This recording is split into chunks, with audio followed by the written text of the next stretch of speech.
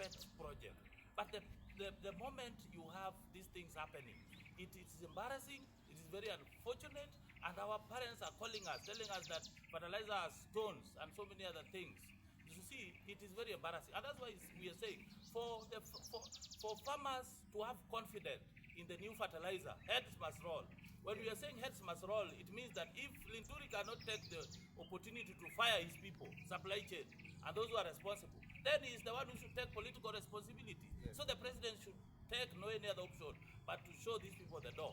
For people to have confidence in this government, then they must act. And that's why we are saying the police have been given the opportunity to investigate and come up with a solution. And we are saying we want to see arrests by tomorrow. We want to see arrests. We want to see who and who are going to be arrested. Because you cannot tell us that this thing just came from out of the moon. There must be a plan to sabotage the president's agenda. And these people must be arrested. Heads must roll. And that's why we are saying, as we support the president, we are saying heads must roll. People must go home. This government, we are now taking it to be serious government. And we don't want people who are negligent, people who are sleeping on their job, people who are taking Kenyans for a ride. Kenyans voted for this government 100%, and we want these people to take responsibility and support the president without sleeping on their job. And maybe just a clarification, when Mudavadi, His Excellency Prime Cabinet Secretary, was in charge of this party, it was being steered well. But through his department, and which is the Department of Agriculture, that's why some are saying Linturi should resign, because up to now, Linturi is still claiming nothing has happened.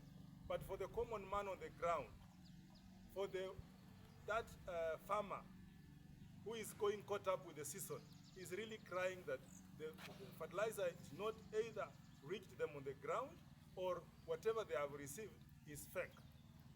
So we need some comprehensive statement from the government, where it is coming from the Minister for Agriculture, Mr. Linturi, to clarify to Kenyans the position as per now, because there is confusion from the rulers and the ruled.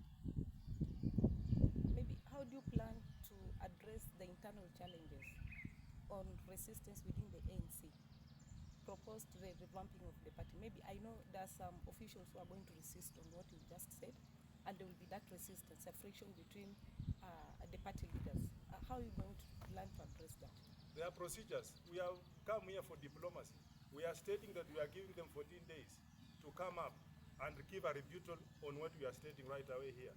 If they come up with structures and convince us, we are going forward as from now, because it's a wake-up call to them. By the way, they have been sleeping in office. So what we are saying, we have come here knocking on the door for them to wake up and come out, and we get to the ground and strengthen the party. Whoever comes with the faction, we are not here to fight. We are just giving them a nod that please, for us who are not in positions of the structure of the mainstream of the party, we are saying we are idle down there, and we are yet to know where we are going, because we know where we are coming from. And again, maybe just to add, you know, you were asking about police.